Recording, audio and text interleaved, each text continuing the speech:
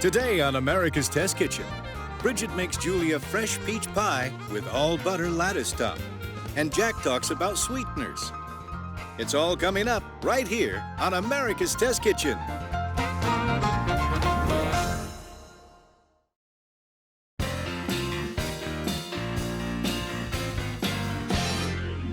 The only thing better than enjoying a big piece of peach pie in the height of summer when peaches are at their best is having your dear friend make it for you. Make it with you. Touche. We're gonna make this together a beautiful peach pie, juicy, succulent, gorgeous crust, and that's where we start. Okay. Okay, and we're using an all butter pie crust, so you know it's gonna be delicious. But we wanna make sure it's nice and tender, still stands up to the peach juices, but has a little bit of a flakiness to it as well. So we're going to use a total of 20 tablespoons. But for our first part, we're going to grate 4 tablespoons. Just going to take a paring knife and score it right at 4 tablespoons. I make my way around here. Just go through the wrapper. Leave yourself a handle. I've got a butter handle. Makes it easier to snack on. And I'm going to grate this right on the holes of a box grater. Smooth like butter. Oh, it is. And once you start getting to the wrapper, yeah, take it easy there. All right, so let me just give this to you. Okay. So I'll put the grated butter right into this bowl, and we want to get this super cold so that it stays chilled when we go to roll out the dough later on. So I'm going to put it in the freezer. It just takes a few moments for it to get nice and firm. Okay. We've got some flour in here. I've got 1½ cups of all-purpose flour. That's 7½ ounces. I'm going to add a little bit of sugar, 2 tablespoons here. And I've got some salt here. This is a teaspoon of just plain old table salt. All right, and I'm just going to blitz this a couple of times until it's incorporated.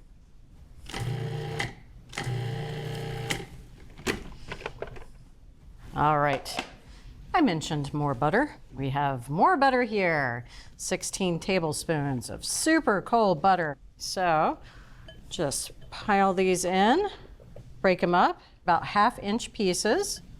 And now I'm going to let this whirl for about 40 to 50 seconds. If I have to go in there and scrape it down, I will. But I really want that butter to start to coat the flour at this point, make it almost waterproof. Et voila. You really made a dough out of that. I love this method because it really does make an easy to roll out pie dough that's still really nice and flaky and tender. So we're going to break that up into 2-inch chunks. All right, so that's all broken up. Now I'm going to add a little bit more flour. This is another cup, 5 ounces of all-purpose flour. We're going to use that to make this into more crumbled. So lid goes back on. I'm going to pulse this 4 to 5 pulses. And what I'm looking for is the largest pieces to be about 1 inch. Okay. All right, let's take a look. I'm going to use this little spatula here. So you see there's some bigger pieces, some smaller pieces. Looking pretty good though. Yeah, that's looking more like a traditional pie dough at this point. Exactly. All right, so now I'm going to dump this out into a bowl here, but if you wouldn't mind while I do that, can you go get that butter that I grated? You bet. Here you are, my darling. There you go. This is the super cold, really well chilled butter. Now this is going to go into our mixture here. You could use a spatula for this, but I really like to get in there and kind of break apart the butter, make sure that it's coated with the flour at this point. All right, so this is looking pretty good. Last ingredient for our pie dough is water, ice cold. Yep. So I'm using a total of 1/2 cup. It's okay if a couple of little cubes get in there. I'm going to start off with 1/4. And at this point, obviously it's not going to be totally absorbed, but I'm looking for most of it to be absorbed and kind of evenly dispersed. That looks pretty good. Starting to look a little more crumbly. Yep. All right, and now I need another 1/4 cup of the ice water. And now I'm just going to toss this. 1/2 cup of water for 2½ cups of flour. That's a lot of water for a pie dough, but that's why it's so easy to roll out. That's true, and it's also, don't forget, we're making a double crust. That's right. Very special double crust. And now I'm just going to toss this and mix it with a spatula here until it starts to form a dough. Pressing this into a mass so I can really see what 1/2 of it looks like. There we go. We're going to divide this into 2. Doesn't have to be perfectly even, but close enough. There we go. And you can feel how sticky that dough is. You want it moist enough so that it's going to roll out beautifully. Just going to take my plastic wrap, start to kind of shove it into a disc. Love this method. I'm looking for a 5-inch disc, but I just want to get it so that there aren't any fissures or cracks. And at this point, I can start to pat it into a 5-inch round. All right, so that looks great. Now I'll do it with the second round, and then after that, these are going to go into the fridge and they'll stay in there until it's really nicely chilled and the pie dough is hydrated. That's going to take a minimum of 2 hours, but you can leave it in there for 2 days. Oh goodness, that smells good. I've got 3 pounds of ripe, juicy peaches. Now, you want them a little bit soft, not too soft, because we want to peel them, and it's really easy to peel them with a wide peeler by hand. But if they're too ripe, you can still use them in this recipe. You're just going to need to blanch the peaches. You can go check that out on our website for more instructions. So now I just want to get rid of the skins, little fuzzies here. Now, have you ever used a serrated peeler to do this? They're fabulous for that as well. Yeah. They're just a little shimmy. When they get a little slippery, sometimes you don't want to put any pressure on them. So now we need to get rid of the pit.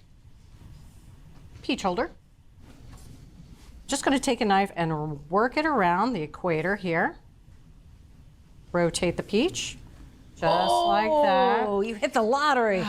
That is a nice little free stone. All right, so each of these halves I'm going to cut in half, so quartering each whole peach. And then each of these halves, I'm just going to cut into thirds. Nice big chunks. Yes. Peaches are a generous fruit. They love to share their juice with everyone. And in a pie, that's not such a good thing, because you'll end up with peach soup en croûte. And a soggy crust. We do not want that. We want to contain the peaches, control the peaches, if you will. So I'm going to macerate these peaches, and it's going to help to release some of their liquid.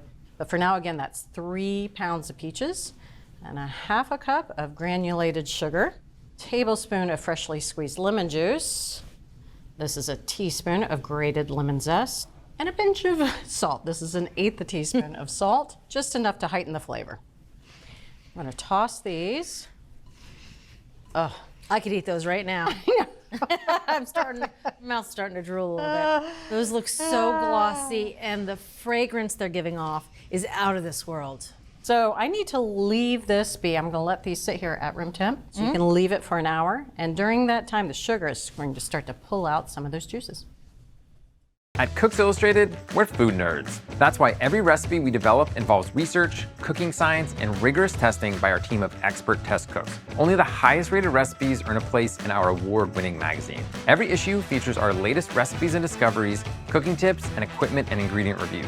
Our step-by-step photos and hand-drawn illustrations show you exactly how to succeed.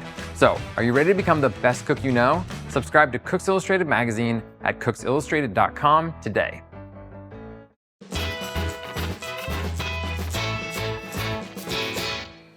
Now you may think sugar is just sugar. It's sweet and otherwise not that interesting. I'm here to tell you otherwise. And in fact, I keep 7 different forms of sugar in my pantry. Let me explain why. Now we're going to start with the thing I know you already have, which is granulated sugar. This is from either sugarcane or sugar beets. It is the most versatile choice. But its close cousin here is superfine sugar. Superfine is really the best choice for things where you want the sugar to dissolve quickly and where gritty texture would be a problem. Sponge cake, shortbread, meringues. Now, if you get caught without superfine sugar, you can simply throw granulated sugar in the food processor, 15, 20 seconds, and you're going to have something that's a pretty close approximation. Next up is confectioner sugar. Now, this is basically pulverized granulated sugar with a little bit of cornstarch added. Now you can replicate this also at home, but it's going to take a long time. Honestly, you should just buy it. You're going to need it for dusting over a cake, for making glazes, and for making candies. Next up, molasses. Now technically this is not a sugar. This is a byproduct of the sugar making process. When it comes to molasses, you can use any kind, mild, unsulfured, robust, except for blackstrap molasses. It's really quite bitter. In addition to baked goods, we often use a little bit of molasses in things like a chili where we want a hint of sweetness, but we want the complexity and the bitterness that comes with molasses. Now I mentioned molasses because that's the thing that differentiates the brown sugars from the white sugars. I've got dark brown sugar here and light brown sugar. Basically, the dark brown sugar has 6 to 7% molasses content. The light brown sugar is just 3 or 4%. If you're somebody who's constantly finding that your brown sugar is rock hard, you can take a cup of granulated sugar and either a tablespoon of molasses for light brown sugar or 2 tablespoons of molasses for dark brown sugar and make a quick approximation of brown sugar. Last but not least on the table, I've got turbinado sugar here. It's demerara sugar, sugar in the raw. It has these really hard granules, and the reason why that's important is because it's really not a substitute for granulated sugar. It won't dissolve, and you end up with those chunks in the finished product. Now, it is lovely for sprinkling on top of, let's say, muffins, for instance, or if you want to create a crackling crust on a creme brulee, this turbinado sugar, that's the best choice. So sugar, there's a reason why I keep 7 of them in my pantry. Love what you're watching? Take your cooking to the next level with our Essential membership. Get instant access to thousands of recipes, tips, techniques, product reviews, and step-by-step videos. Our Members app allows you to search by ingredient, set dietary preferences, and save your favorite recipes. For those looking to level up, our newest feature, ATK Classes, offers more in-depth instruction led by ATK experts, so you can gain greater confidence in the kitchen. Start your free trial by visiting the App Store or going to americastestkitchen.com/YouTube today.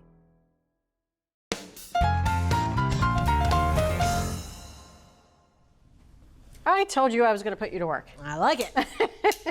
It's time to roll out our dough. Again, it chilled for a good 2 hours. We let it sit out for about 10 minutes so it's a bit more malleable. Yeah, it feels perfect. And I need you to get that dough round until it's about 12 inches. Now in the meantime, I'm going to roll out this round into a 13 by 10.5 inch rectangle. Rectangle. We are making lattice. Aha. Anytime you're working with a juicy fruit, a lattice-top pie is perfect. Allows for evaporation of the extra peach juices. That's right. And it's pretty. That's right, it is pretty. All right. So 12 inches for me. Yes. You want to see my cool technique? I do this. Oh, because you're going in a square, so you're starting it in a square shape. I kind of started in a square shape. That makes exactly sense. right. And I like what you're doing there. You are rotating the dough as you roll it out. I'm a spinner. What's great about working with pie dough, and especially important with butter pie dough, is anytime it gets warm, you can put it onto a tray and put it right back into the fridge and let it cool down again. Let's see how I'm doing here. Oh, just shy of 12 inches, which is good because now I can start to really home in on that round shape. Now it's a little thin over here. All right, Bridget. How are you? I'm perfect. It's pretty round. All right. It's a rustic round. Got a 9-inch pie plate for you. Oh, a nice heavy one. Yeah, so if you wouldn't mind rolling that into the pie plate. Got it. Using my roly pin as a nice way to transfer the dough gently. Captain, we have made it. That is gorgeous. Yeah, if you could just loosely cover that with plastic wrap. You bet. Now I've got 13 inches this way and I'm looking for 10.5 this way. So this is looking great. Sure does. All right, so I've got a rimmed baking sheet, a little bit of parchment on it, and I'm just going to transfer the dough right onto that. And like you, I'm going to cover it loosely with some plastic wrap. All right, we just don't want it to dry out. Yep. And then these are going to go into the fridge, and we want them to get nice and chilled. We keep them in there for about 30 minutes. Okie doke. The lattice dough is nice and chilled. We can cut strips. This is one of my favorite parts. So, one of the things that I want to do is kind of tidy up these edges. So I'm going to take about 1/4 inch off of the long edges using my ruler as a guide here. There you go. This creates that nice little edges on the lattice. So now I want to cut 8 1 1/4 inch strips. Luckily for us, the ruler is 1 1/4 inches wide. So I'm just going to line it up on this first cut. Don't want to use too much pressure. And then keep moving down the line. All right, I'm going to keep cutting these until I have 8 strips. And after that, I'll put them back on that baking sheet and put them back in the fridge, let them chill for 30 minutes. Okie doke. Look at what a half an hour can do to a peach. Those are some juicy peaches. A lot of that liquid has come out of the peaches. They've broken down a little bit, softened. So now we want to create something called a peach mortar. Yeah, think about it. We've got these big chunks in here, and we want to have a little bit of that peach kind of puree in between. We don't want the whole thing to be pureed, just enough. Okay. So I'm going to take a cup of peaches, super juicy peaches. Just put it in a little bowl. And I'm going to mash this with a fork. All right, this is starting to look pretty good. Takes a little effort at first. So I'm going to set this aside, try not to eat it. For the rest of the peaches, we now need to drain them because we want to separate the whole peaches from the juice. So right through a colander into a big old bowl here. Oh, goodness. Look at the color of that juice down there. It's incredible. All right, so I'm going to put the peaches back into that bowl. If I could hand that to you. You bet. We want to collect a half a cup of peach juice here. You're good. That's it. That's it. Half a cup. I'm going to go ahead and put this in a skillet. And we'll get back to that in just a moment. Now, when it comes to thickening peach pie or any kind of fruit pie, you know, we love a lot of the different thickeners for different reasons. There's tapioca, flour, cornstarch. We're going to use 2 different kinds here. I've got a tablespoon of cornstarch, and I'll sprinkle it right over the peaches. That's not a lot of thickener. Just enough to absorb any excess moisture that comes out after this point. That's right. So this is not the only thickener that we're going to use. So for all those juices, we don't want to use cornstarch for that because we end up with a gloppy mess. We're going to use fruit pectin. Clever. I like the combo of cornstarch and pectin. So just enough that it's going to thicken it, give it a little bit of body, but not so much that we're making a jelly. That makes sense. This is low sugar pectin, and it's 2 tablespoons. I'm going to add an equal amount, 2 tablespoons of granulated sugar, 1/4 teaspoon of cinnamon, and a little bit of nutmeg. Just a pinch. Freshly ground is great. All right, so just whisking this together to break it up, break up all that sugar. And now I'm going to add the pectin right into the skillet. I'm going to whisk this together.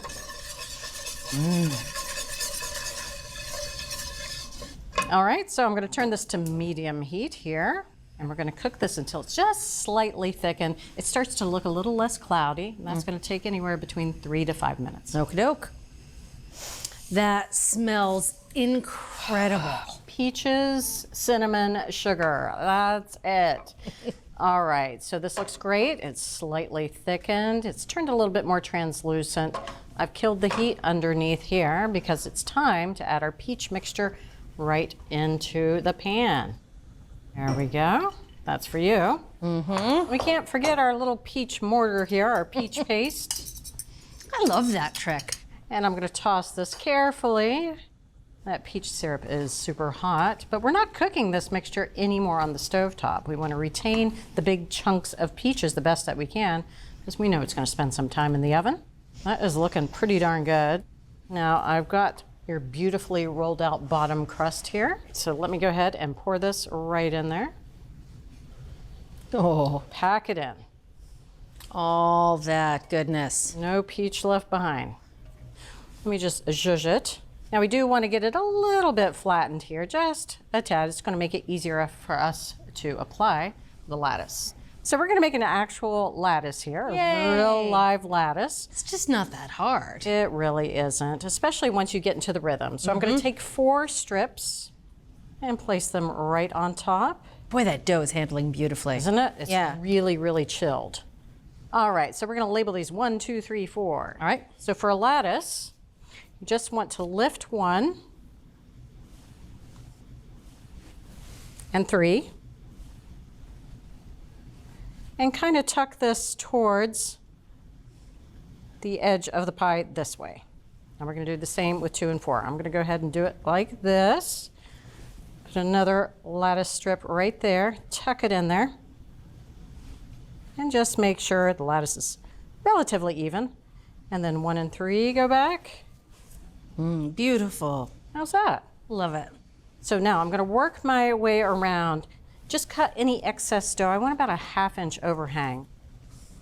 Use a pair of scissors. You can use a paring knife. I like to pinch the dough as I work my way around. Let's make this pie pretty. I've got a little bit of flour here. So the dough can start to get a little sticky. We want it to stick together, but not to our hands. So I'm just really kind of sealing that lattice to the bottom crust, pinching it, making it a little bit thinner. I'm going to create that lovely edge. I'm just going to fold both the top lattice and the bottom crust that's overhanging right underneath itself. Sealing the edges. Sealing the edges. And I love a really nice substantial crust that's rolled under. I don't like it when they're really, really tiny. I just kind of gingerly work my way around, making a little bit larger crimps just like that. Nice. What do you think? I like it. Does that work? Yeah, it's gorgeous. Don't worry about any excess flour on your fingers. Much better for your finger to release and not take the dough with it. The final zhuzh. We want to give this a little sprinkling of sugar. That's going to make it really nice and sparkly, a little crunchy. Now to get the sugar to stick, just a light mist of water. And then a tablespoon of sugar. Isn't she pretty? I think she's ready for the oven. I think you're correct. It's time for baking. So I've got a preheated baking sheet in the oven. The oven is set pretty high temperature, 425. We're going to start it in there for a good 20 minutes. After that, I'm going to reduce the oven temperature to 375, rotate the pie, and let it go another 25 to 30 minutes. Okay, and you really only should do that preheated baking sheet if you use a metal pie plate. If you use glass, it could shatter. All right, let's get it into the oven. If you wouldn't mind getting the door for me. You bet.